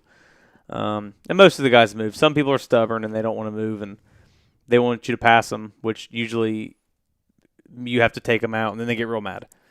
But there is room to pull over, and a lot of guys, if you come on them fast enough and rev, they'll move. So there's not much passing. It's a tight National Enduro. You have to, navigate that. I did see my buddy out there, and he made it into the Raw highlight video. Former UFC welterweight and Ultimate Fighter Season 1 competitor Josh Koscheck. He was out there racing. And, like, ever since I found out that he races and, like, become buddies with him, it's like, I think twice before who you rev at or who you run it up in there on. Could you imagine doing something like what you're talking about and, like, stuffing Josh Koscheck into a tree and then you're sitting around at the check and all of a sudden just get yoinked off your bike and don't know what's happening? And a guy that fought George St. Pierre twice is just taking it out on I've you. had guys try to run me over directly after. Like, guys try to run, and then you pass somebody, and then I guess they're just mad. So they, like, come revving at you in the next corner, or they're revving at you after they leave. But, yeah, I mean, to that point, that goes for everything. It's just like seeing these videos of guys talking shit to people and then, fucking around and finding out. So maybe don't be a complete a-hole, but I'd say guys like Josh Koscheck, they'll move or they'll understand. As long as you don't run by them and smack them on the back of the helmet, because I know people have done that, which is very dumb to do to a grown-ass man. Smack someone on the back of the helmet? Oh, yeah, I've heard a lot of people last year in Enduros, like, guys will throw their arm out whenever someone's going by and smack them. Like, that happens. And then, which is dumb because the next test, when that guy passes you, he's going to take you out. He's just going to run you over. That's a little uncalled for. Dude, you're so close to the rows I was on, and I didn't get any clips. What row were you on? 20. Hell, she's number 1. Check her out. Trying to find. Oh, look at this guy. Siege made the cut. I think it's in this section. Where's the one? Do you have Russ Anderson eating shit? Did you see the clip No, I didn't. of him jumping? So I saw Carson something Wood about it. jumps. It's like a jump in a road, and he had just passed Russ Anderson, and Russ tried to do Caleb? the same thing. Carson Wood did it. Caleb Wood? Oh, sorry, yeah. Is it Caleb Wood? Who's Carson Wood? Stu's cousin? Oh, Yeah, there he sorry. is. Caleb Wood passed Oh, Russ and then jumped something, and Russ tried to jump it, and he endoed. Oh, dang. It was I saw him post something about it today asking if anybody had the clip. they found it. All right, so this right here, that is Josh Koscheck. And he is one of the ones I was talking about coming through. Look at his sleeves. Look at his right sleeve. There ain't much left of it. His handguard's hanging off. He's on his brand new YZ250X FX because people that choose what bike they ride choose Yamaha. Dude, that's just a different kind of guy. Do you remember him talking about whenever he first took over Full Gas? Him talking about how they set up the stakes. He's like, I don't know why people complain about putting up stakes. It's not that hard. You seen half the shit I've had to do for training? He said, all I do is I walk out there and like just get showing us going through the motions. He's like, it's not that hard. It's just a quick 2-hour workout. And we were listening, and I was like, holy shit, this guy's a fucking tank. He never raced it. Big Buck put stakes in out there. Oh, That's right there. That's like trying to put stakes in asphalt. BP 1189 says Stu's a certified registered nurse. I don't think he went to college. He says he did. Went to college?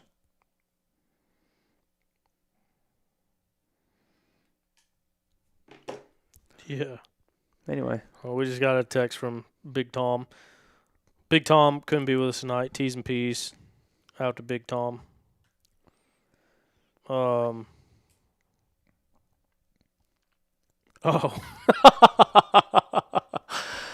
I see the bottom. I didn't even look at it. Look at the very last thing on there.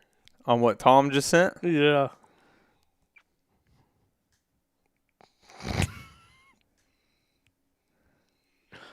What the hell? Did you see the Ad. He forgot that. I'll have to text Grant. Check into our comments a little bit. I didn't know if we were. I didn't mean to cut you off. No, go through them. See what you got. Yeah, going through. I don't know how many of these you've seen. Infamous Screw 02. Good to see you out there, T-Ship. Good job. To Big Rig on the Shout win. out. I didn't win anything. I got 5th. But I appreciate you. Putnam, see there, Rain or Shine, as you were saying earlier. Greg's okay. 9682. Did you ever see? Oh shit! I'm just going over shit that we already talked about. I would love to see the Van Camino. Just so we're talking. Craig did most of the Enduros last year or the year before, I believe. Craig DeLong did them last year, or I guess 24. What? Tom 97 ZR2 said Craig did most of the Enduros last year or the year before, I believe.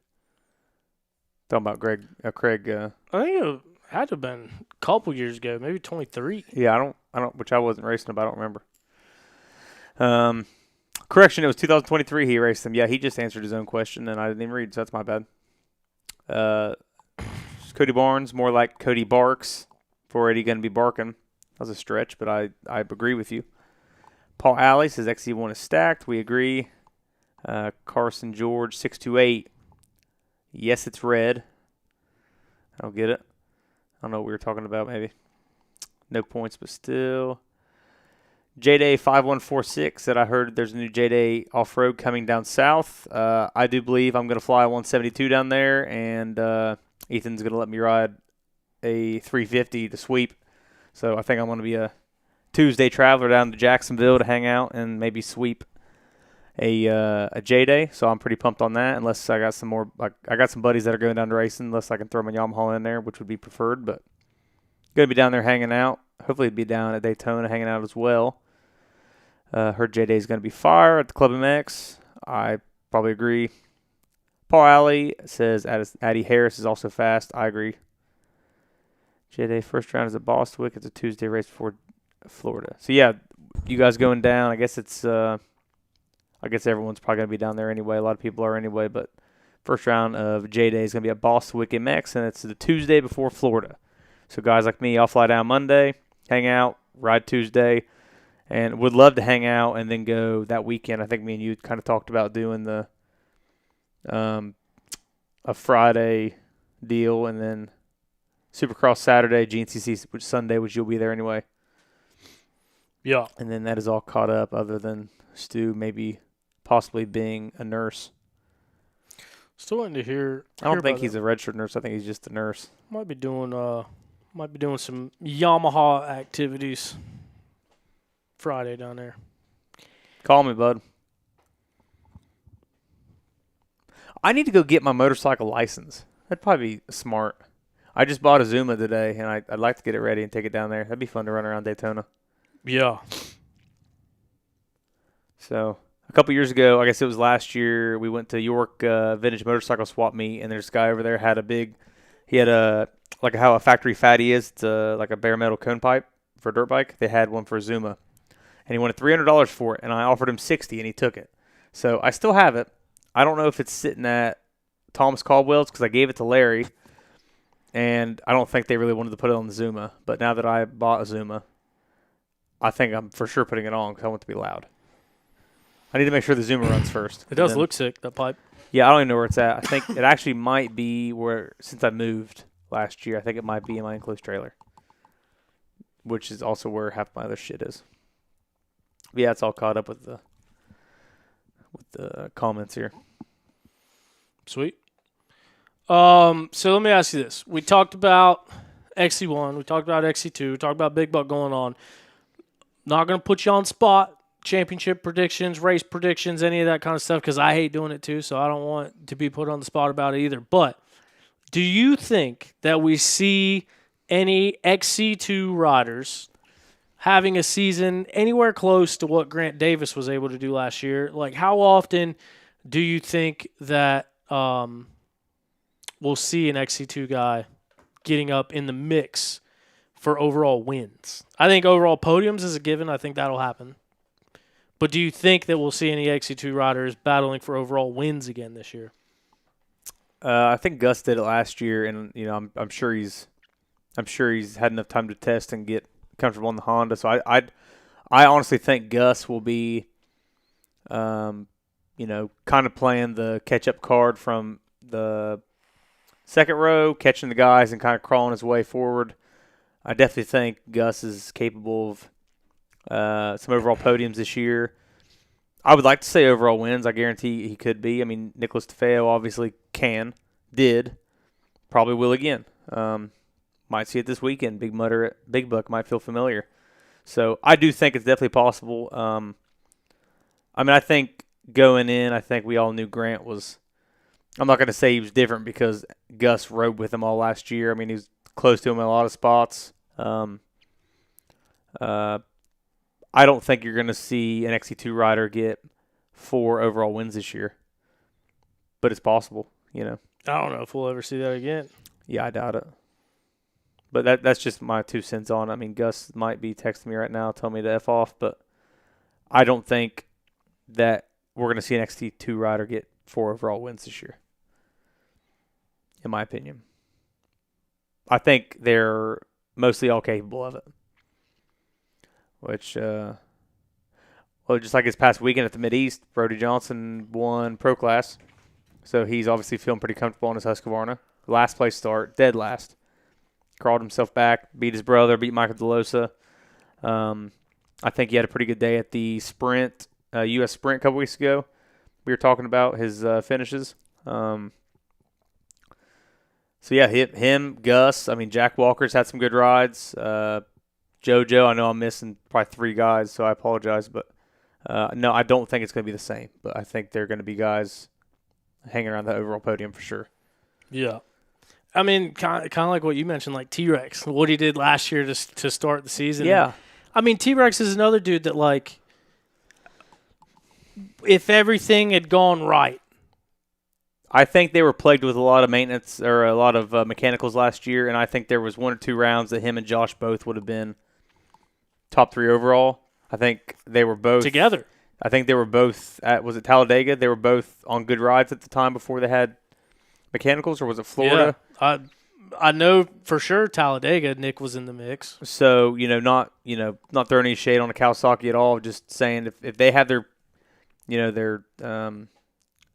if the bikes and the mechanics got all their shit figured out and the bikes are lasting, that I think you can 100% guarantee to see Nick do that. I mean, he had killer test times this weekend. Outrunning the boss man on some sand motos until the last turn. I've seen some videos. Yeah, it's definitely possible. Just got to keep the bikes upright, make them run. Yeah. And that's going to be a big part of it because Nick obviously has the speed. Even when he was still an amateur, he was still getting up in the mix in the overalls and stuff. Yep. So, yeah, I mean, he was the first person in GNCC history to physically overall a race from the second row. Yep. And so, yeah, he's a guy that can do it. It'll be interesting to me to see Gus this year. Gus, when he first came over, I thought he was just going to run away with everything. Yeah. And he got close to doing that. But then here these past couple of years, it seems like there's always like one person right in the way. The year that Liam won his championship, Grant Davis won the championship. So to see Gus take that next step, he's ridden KTMs for as long as we can remember. Yeah. So now he's getting on Japanese bike, aluminum frame. Like that's got to be a big learning curve or a big jump going from that to the Honda now. And really haven't seen much of him, so don't know where he's at on it. Did he race the Sprint Enduro? I don't think he did. I don't know of him. He was another guy on the registration list for National Enduro, so I thought we were going to see him out there. Him and there was another Honda that I thought was supposed to be out there. But regardless, to see if Gus can make that next jump, because, I mean, he's the dude that has all the speed in the world. Yep. And to see if he can put it together. And, yeah, like the whole XC2 class, I think this year will be interesting because it is kind of up for grabs. You know what I mean? Like I don't 100%. think looking at that you can bet your life savings that one guy is going to run away with it by any means. No, absolutely not. And that's just what I'm saying. I mean, there's been some changes. Gus to Honda, Brody to Husqvarna, big changes all the way around. And I think if you any of those guys in XC2 could run with each other, in my opinion, top 5 of them, whatever they are. And hopefully, seeing some new faces this year, hopefully, so we have a full row. Because, like, I think we were saying it last week, like, XC2 was kind of dead last year. There wasn't, like, as many as past years. Like, there wasn't as, broad of a field as I've seen in the past. So, hopefully with the second row filled back up. But I think Brody and Gus are going to be a close battle. I think, obviously, Nick, Brody, and Gus. So, I mean, there's going to be a lot of top 3 swap between those 3 right there. Yeah. I would agree with that. But, I mean, at the same side, dude, it wouldn't surprise me at all to see Jason Tino battling up there. To see Yep. who were we just talking about a minute ago? With JoJo. Yeah. Like, I think JoJo could get up in the mix and be a podium guy. And absolutely. it's tough without seeing the list here. You know what I mean? Someone's always going to feel slighted. But yeah, here, I'll go back to the top 20. I apologize. So Gus, Brody, Jack Walker. Let's see Jack get on some podiums. Go to XC2. Let's see who we're missing.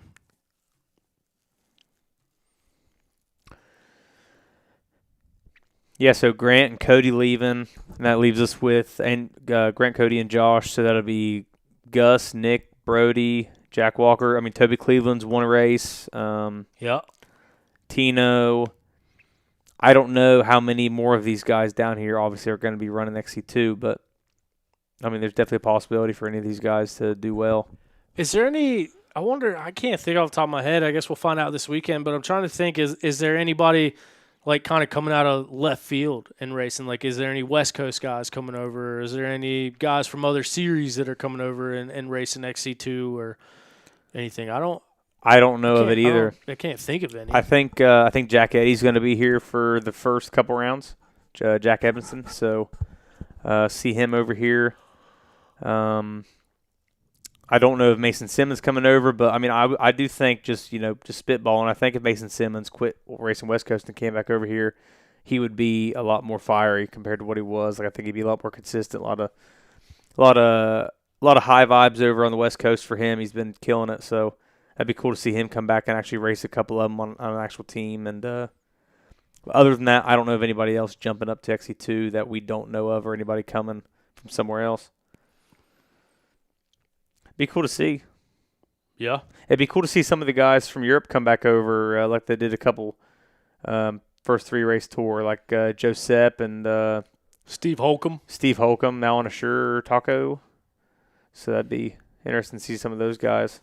What Andre happened Verona. to Benji Herrera? Dude, he's like the Chilean president. They love him over there. They love him. We talk on Instagram quite a bit, actually, because whenever I went to Chile, I'd seen him at a race. Yeah. And, buddies with my buddy Sebastian Taverne. And he sees all the shit we got over here. And he's like, hey, man, find me a Ford Ranchero. Find me an El Camino. Hey, you got CR500s? I'll buy one. Let's ship it over here. Like, he kind of talks to me about, like, looking at bikes and stuff in the States that they don't have in Chile.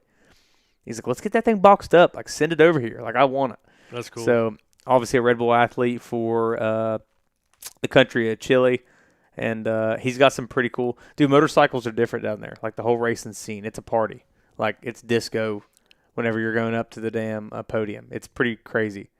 Like, I think I'd said it a couple times on here. Like, whenever they called me up because I got third, they called me the gringo. They called my name, and then they called me gringo. Like, hey, gringo! And then they're like, and I'm like walking up, and everyone's like dancing around, and I'm like, this is fucking crazy, dude. That's sick. This is like, they do not do this at home. If someone tried to do this at home, they'd make a stink of it. But it was gnarly. Like, guys who were winning like a B-class championship would come in, throw their bike down, and they're like shotgunning beers and like champagne and shit. Hell yeah. And it's legit. So I mean, if anybody has any opportunity to go down there, kind of run some of those enduros and stuff they have. It was just a bucket list item for me, but I mean, I rented the bikes off some friends, so it's just a different atmosphere. It's so cool to see. Like, I wonder if it's like that in Europe too, because everyone says if you go to like a Destinations in Europe, it shits on us, like the guy, like how they are over there, and they 100% shit on everybody in the United States just from this. It was a national series, but there's like 200 riders total. Yeah, it's crazy. So. Yeah, I don't think we'll see him come over. Talking about Benji Herrera, I don't think he'll be over to run the XC2 races or anything really. I remember when he first showed up. He showed up at when I was announcing for the OG Full Gas, and I was like, "Who is this dude with a Red Bull helmet? Like, where did he get a Red Bull helmet from?" Yeah, and like I wasn't familiar with him at the time, but yeah, he's super fast. Was he on over here? Sherco's or Kawasaki's time? I want to. I remember him most on a Kawasaki, but I think when he was first here, he was on something else. I thought it was Sherco at first, but I'm not 100% sure. Might have been. Super cool dude, though. Big fan. Homies. Yeah. Even, like, to that point, too, like, going to TKO every year that it's a world round. Like, you walk through the woods, dude, you don't hear a lick of English. Yeah. It's just people from all over the world just pumped, dude, and they know every single person out there. They're cheering for every person out there. They're damn making noise. Like, it's cool. I need to get some international races. I think that's why I got along so good with like Sebastian Taverne and Rui Barbosa and Rui's mechanic. Whenever they first came over here, Rui he knows English, but not like a whole lot. Like, he understands. His mechanic knows zero English. And he was over here the first day they were here, or it was the second day. They went straight to Phoenix, got bikes, went straight down to GTR. And I'd rode for 10 minutes with some buddies from Ohio came down at the GTR. They just wanted to ride in the sand. I had Bush Light Tall Boys, and I was drunk. Hell yeah. And I walked over, and they're like, yeah, them guys don't speak no English. Like, and Witkowski was over there with them, and a couple other, and Alex Metz, I think, was sitting over there. I just walk over and hand his mechanic a beer, and he's out there doing lap times for Rui. And he's over there, he just starts drinking beer, and Rui comes in and is like, what the fuck are you doing? And he knew zero English. So that's how I met them. So maybe that's why they liked me, is because it reminded them of home. Partying, having a good time. Dude, even going out, like the nightlife over there, it's just so much different. It's pretty slick. You go down there and check it out. Check it out. My buddy Sebastian Tavernet hook it up. He told me I'd come back this year and go race one. Go down and hang out. I got some more open weekends. Quit playing, dude. Figure I tried to something get you to go to dinner on a Wednesday the other day, and you said, no, I'm busy. It was a Monday. It was yesterday. You ain't got time. I did that yesterday, You know too, how but this was much like last crap- week. You know how much crap I still have to do? Why ain't it done? It's honestly insane. Because it's not possible. I'm trying my hardest. Try harder, bud. It's time. You know how much stuff is on this computer right here that needs to see the light of day? You're a grown man. Nobody cares if you're stressed. I know. Including you. I don't care at My all. own buddy. I don't care. It's party time, bud. Is there anything else that we're missing from this wonderful Big Buck preview? Bring your ponchos. Dude. I'm not looking forward to it. My camera needs a poncho. Yeah, we're bringing the bus and it ain't got insurance on it. So if you're a cop anywhere between here and like Union, South Carolina, just mind your business on Friday. Chad Ellis on here just commented, jumped on the show a little late. Just want to give a shout out to the Red Bear Mechanics. Those guys were wrenching till almost 10 o'clock at night or later Saturday night in the cold. I don't know if that's shout out worthy as much as it is. Maybe think about having that done before Saturday night. No, we were all hanging out over there under the rig. We had the photo shoot for the Kawasaki team was Sunday morning. So like everything had to be photo prepped Saturday night. So that was the reason. Getting all that stuff dialed in and then shaking bikes down and doing the whole rigmarole. Yeah, turned into a fun day. Learned a lot at the Sumter National Enduro that I'll be able to take to the OKC Enduro and hopefully keep progressing, keep doing a little better. Yeah, like I said, I think those raw What's videos going on will right be there right pretty now? solid. What? Oh, that's just showing us from earlier. Oh, It's not 100% I was about to updated. say, why is that thing going crazy? Yeah, so should be a good weekend this weekend as far as racing goes. Maybe not as far as weather goes, but hey, that's off-road, baby. You know what I mean? You gotta do what you gotta do, and we'll be out there braving the elements. We'll be out there filming. We'll bring it to you guys. Look for the raw video Sunday night.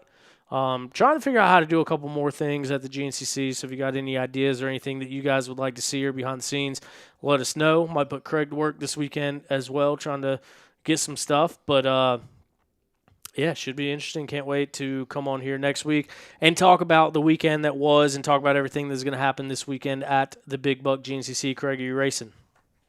If the XR200 you said carburetor cleans for the fourth time, I've tried to do it, yes. I would like to race the 200, actually. But I don't think I'm going to ride the 450. I don't think I'm going to run Sportsman A. I might run Sportsman A, but it's going to be on an XR200 if it runs. Sweet. So we'll see. Just too much rain for the – it's still clean from – that's one good thing about Sumter's weekend also is bike's clean. So it's still sitting in the garage. Yep. So we'll see. Well, Split morning this week is also, right? 8 Yep. a.m., 10 a.m. is both morning. Youth is on Friday, Saturday night. Yep. Okay. Yep. Cool. So we'll see everyone out at the race this weekend. Thank you for tuning in to On the Pipe Podcast. Craig, thanks for being here. T's and P's out to damn it. Thomas Caldwell. Yeah. T's and P's out to Thomas Caldwell and family. And looking forward to seeing you guys all this weekend, getting back to racing. Thank you for being here. Thank you for listening. We'll see you next time on the Pipe Podcast. See you later. Bye.